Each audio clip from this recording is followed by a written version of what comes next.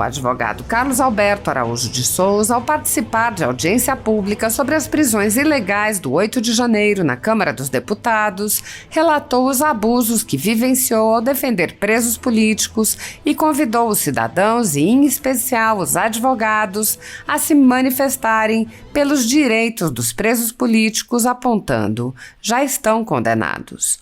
O advogado listou uma série de irregularidades e ilegalidades nos processos. Ele relatou que, mesmo tendo protocolado procuração no início de janeiro, só teve acesso aos autos no final de fevereiro.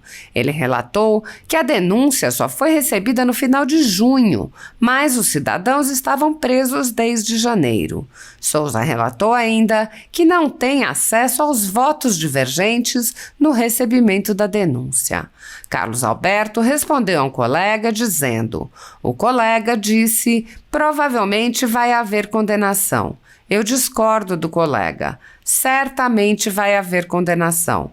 Esses réus já estão condenados. Esses réus estão tendo todos os seus direitos violados e já estão condenados. O advogado questionou a atuação da Procuradoria-Geral da República, afirmando que o órgão, tendo o dever de zelar pelo cumprimento das leis, simplesmente se tornou um mero órgão acusador.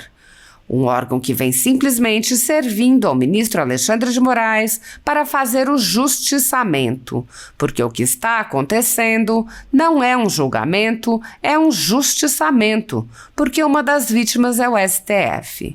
O advogado disse: esqueçam a OAB. A OAB não vai fazer nada por nós, nem pelas pessoas inocentes que estão presas. Os senhores deputados e senhores senadores é que estão fazendo. Se nós não nos unirmos aos senhores, se nós não buscarmos meios de combater isso, eles vão ser condenados certamente, não é provavelmente.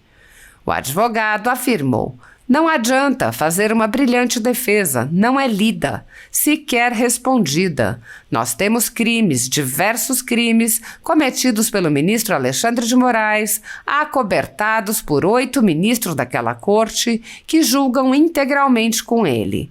Ele sugeriu que os cidadãos se manifestem para apoiar os parlamentares que estão atuando, para que não sejam também eles perseguidos.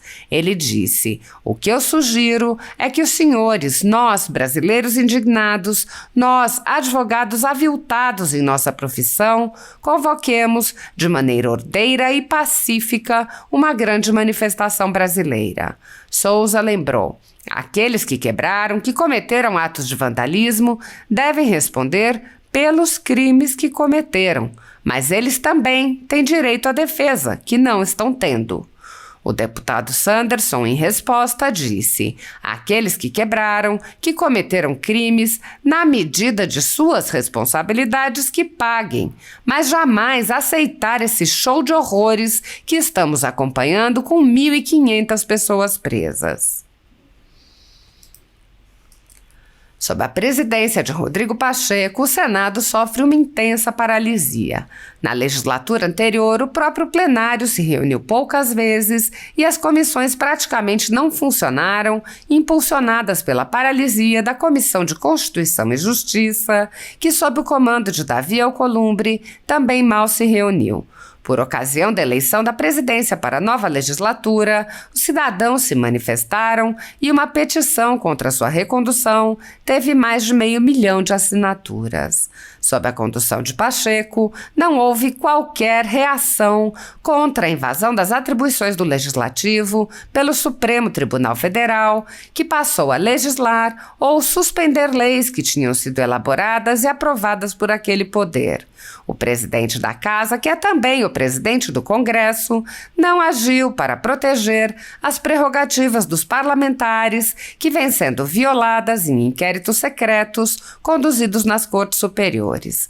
Pacheco também é alvo de críticas porque o Senado vem se omitindo em cumprir seu papel constitucional de promover o controle dos atos de ministros das Cortes Superiores. De forma monocrática, o presidente do Senado impede a análise de todo e qualquer pedido de impeachment ou de projetos de lei e PECs que possam vir a limitar os superpoderes autoconcedidos a ministros do Supremo Tribunal Federal e do Tribunal Superior Eleitoral. Sem controle externo, alguns ministros do Supremo agem ao arrepio da Constituição. Em inquéritos secretos, o ministro Alexandre de Moraes, por exemplo, promove uma aberta perseguição a adversários políticos. Em um desses inquéritos, a Folha Política teve sua sede invadida e todos os seus equipamentos apreendidos, inclusive celulares e tablets dos sócios e de seus filhos. O inquérito foi arquivado por falta de indícios de crimes, mas os dados sigilosos foram compartilhados com outros inquéritos abertos de ofício e com a CPI da pandemia, que compartilha dados sigilosos com a velha imprensa. No chamado inquérito do fim do mundo e nos inquéritos dele decorrentes, já houve prisões políticas sem que houvesse sequer indiciamento das pessoas presas, imposição de uso de tornozeleira eletrônica e prisão domiciliar em endereço diferente de onde as pessoas moravam, quebra de sigilo de parlamentares, inclusive de senadores, quebra de sigilos de pessoas e empresas, inclusive de veículos de imprensa, quebra de sigilos do ajudante de ordens do presidente da República, censura de veículos de imprensa, de cidadãos e de parlamentares, bloqueio de redes sociais, de jornalistas, veículos de imprensa, cidadãos e parlamentares, buscas e apreensões em empresas, residências de familiares e gabinetes de parlamentares, proibição de contato entre pessoas que nem se conhecem, proibição a parlamentares de concederem entrevistas e de participarem de eventos públicos, intervenções no comando de partido político, prisões em massa sob alegações descabidas, multas estratosféricas que representam evidente confisco de propriedade, entre outras. Sem justificativa jurídica, o ministro Luiz Felipe Salomão, ex-corregedor do TSE, confiscou toda a renda da Folha Política e de outros sites e canais conservadores para impedir suas atividades. A decisão teve o aplauso e o respaldo dos ministros Luiz Roberto Barroso, Alexandre de Moraes e Edson Fachin. Há mais de 25 meses, toda a nossa receita é retida sem justificativa jurídica. Se você apoia o trabalho da Folha Política e pode ajudar a impedir o fechamento do jornal, doe qualquer valor à empresa Raposo Fernandes através do Pix, utilizando o QR Code que está visível na tela ou o código ajude@folhapolitica.org. Caso não utilize Pix, há a opção de transferência bancária para a conta da empresa Raposo Fernandes, disponível na descrição deste vídeo e no comentário fixado no topo. Há 10 anos, a Folha Política vem mostrando os fatos da política brasileira e dando voz a pessoas que o cartel midiático quer calar. Pix ajude@folhapolitica.org. Assista. Advogado, vou pedir só um pouquinho de paciência, porque eu acredito que eu trago informações importantes para essa comissão. 2 minutos ficar resumido demais, mas acredito que 5 minutos eu consigo concluir. Primeiramente, boa noite, deputado Sanderson. Nós nos encontramos na Academia de Polícia Federal, naquele dia, alguns dias depois do dia 8 e do dia 9. Boa noite, doutora Gabriela, que representa a família dos demais presos injustos, presos políticos que estão aí. Boa noite, os demais colegas advogados, servidores desta casa. Senhores e senhoras, eu trago algumas considerações aqui para os senhores verem a que ponto chegou o nosso STF. Eu protocolei uma petição com procuração do meu cliente. Eu represento William da Silva Lima e Fabiano Florentino Medeiros. E no dia 17 de janeiro, e eu só consegui ter acesso aos autos, ter essa procuração, essa petição deferida para ter acesso aos autos no dia 28 de fevereiro. Depois que no dia 24 de fevereiro, eu forçando uma barra, subi no gabinete do ministro Alexandre de Moraes, bati boca com o servidor de nome Max do gabinete dele, só aí eu consegui ter a minha petição deferida. Ou seja, quase 60 dias depois, eu consegui ter acesso aos autos. Mas o que mais chama atenção, e eu quero trazer para os senhores são informações importantes também, é que no recebimento da denúncia agora, detalhe que meus clientes estão presos desde o dia 8 de janeiro, e essa denúncia só foi recebida no dia 26 de junho. Ou seja, de janeiro a junho sequer tinha denúncia recebida, mas eles estavam presos. Eles estavam presos. E na certidão do recebimento dessa denúncia, e aí eu tinha muita coisa para falar, mas o doutor Ezequiel já adiantou quase tudo que eu ia falar, são petições, e eu vou só complementar para não ficar repetitivo. Eu tenho uma certidão que os ministros simplesmente dizem que, por maioria de votos, a denúncia foi recebida. Mas essa certidão diz que o ministro André Mendonça divergiu em parte e o ministro Nunes Marques divergiu na grande parte dessa denúncia. E eu não tenho acesso a esses votos. Esses votos não foram publicados. Não estão publicados. E eu tenho aqui petição, todas protocoladas no STF, pedindo acesso a esses votos. E eu não tenho acesso a esses votos. Matéria essencial de defesa. E aí, eu quero fazer só uma referência ao colega advogado que falou que provavelmente vai haver condenação. Eu discordo do colega. Certamente vai haver condenação. Esses réus já estão condenados. Esses réus que estão tendo todos os seus direitos violados já estão condenados.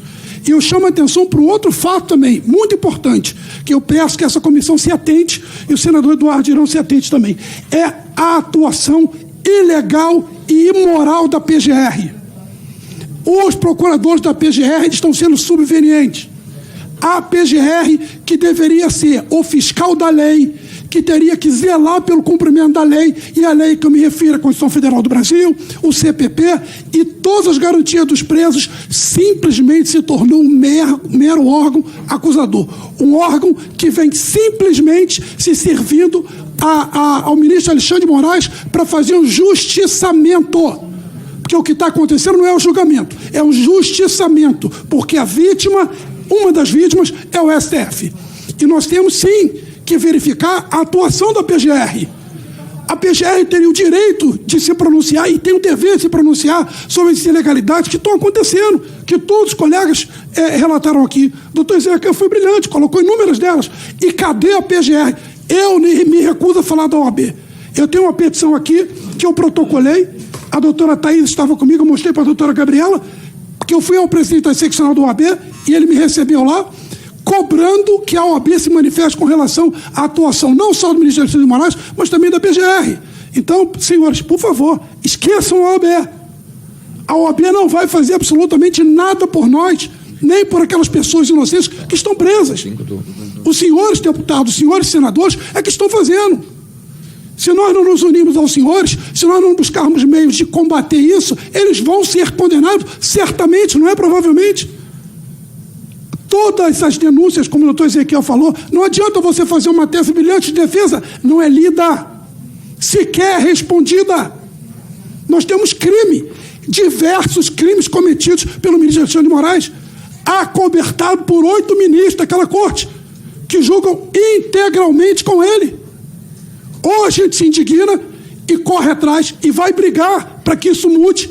E o senador Eduardo Girão começou essa briga com os senadores, o deputado Sanderson também com os senhores aqui, mas o que eu sugiro, para finalizar, é que os senhores, é que nós, brasileiros indignados, nós, advogados aviltados na nossa profissão, que nós fazemos e convoquemos de maneira ordeira e pacífica uma grande manifestação brasileira, no Brasil, que os senhores usem suas redes sociais, o deputado Nicolas, o senador Girão, o senhor usem as redes sociais, usem a Câmara para convocar uma grande manifestação ordeira e pacífica para que a gente possa vir para o Senado Federal e para o STF colocar que o povo brasileiro está indignado. Não adianta a gente ficar só aqui dentro. Não vai lá para fora. Só vai lá para fora se a gente mostrar. E nós temos que mostrar a cara. Eu peço que os colegas advogados que estejam ouvindo retransmitam isso para os outros advogados. Se nós não fizermos isso, se nós, advogados, não apoiarmos os senhores vão ficar expostos. E nós não queremos isso. Nós queremos justiça. Queremos ver aquelas pessoas presos políticos soltos. Aqueles que quebraram, que cometeram ato de vandalismo, devem responder pelos crimes que cometeram. Mas esses também têm direito à defesa, que não está tendo. É isso que eu estou pedindo aos senhores como sugestão. Convoquem uma grande manifestação ordeira e pacífica, que fique claro isso, para que a gente possa demonstrar esse descontentamento e o apoio aos senhores deputados e senadores, que não podem ficar isolados, não podem ficar desprotegidos. E a maior proteção para vocês são nós, o povo do lado de vocês, porque assim é que vai impedir que vocês sofram vítimas de covardia. Muito obrigado. Obrigado e parabéns, doutor Carlos Alberto Araújo de Souza. É exatamente isso que o senhor colocou, que nós temos hoje desde as 9h30 da manhã tratando aqui. Conter os abusos, vamos ter que buscar, meu dileto senador Eduardo Girão, as reparações. Aqueles que quebraram, que cometeram crimes, na medida de suas responsabilidades, que paguem, mas jamais aceitar esse show de horrores que estamos acompanhando, com 1.500 pessoas presas, e algumas pessoas que, algumas não, aquelas todas que foram colocadas entre aspas em liberdade, estão com tornozeleira eletrônica, inclusive com psicológica e material física. Eu recebi essa semana a fotografia de uma senhora que foi colocada em liberdade com tornozeleira, que é uma liberdade então relativa, nem é liberdade, e que está com o tornozeleiro virando em feridas, ela me mostrou a foto, né? E aí, como é que faz para tirar? Não tem como tirar. Não só psicológica, física, material, que alguém que... E no caso dessa pessoa que está com a tornozeleira, é aquela que chegou aqui em Brasília no domingo à noite. Ela não estava no momento das invasões. Então, são absurdos em cima de absurdos e que nós não aceitamos e jamais aceitaremos. Sabemos que tem as dificuldades do Senado, da Câmara, não é só o Senado, a Câmara também tem sido omissiva, letárgica. Veja, nós estamos fazendo aqui na Câmara, e talvez por culpa minha ou culpa nossa, né, Van Hatten, hoje, em agosto, estamos fazendo a primeira audiência pública na Câmara, em agosto. O Senado fez já um mês atrás, né?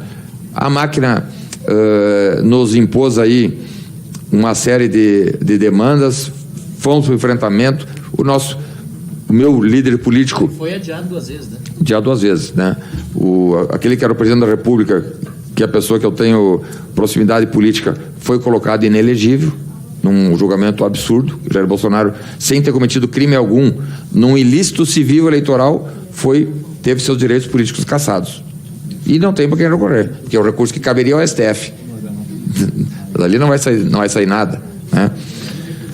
Deputados, o trecho do ministro Alexandre de Moraes, que indeferiu a defesa do meu cliente, e aqui comprova o pré-julgamento claro de que há condenação, ele fala o seguinte: essa organização criminosa ostensivamente atenta contra a democracia e o Estado de Direito, especificamente contra o Poder Judiciário, em especial com o Supremo Tribunal Federal, pleiteando a cassação de seus ministros e o próprio fechamento dessa Corte Máxima do país, com o retorno da ditadura e o afastamento fiel das observâncias da Constituição da República. E ele coloca em negrito, está aqui para todo mundo ver a decisão, é um documento dele, assinado por ele, absolutamente todos serão responsabilizados, civil, política e criminalmente, por seus atos atentatórios à democracia, ao Estado democrático e das instituições, inclusive pela dolosa conivência por ação ou omissão motivada pela ideologia, dinheiro, fraqueza, covardia, ignorância, má-fé ou mau caratismo.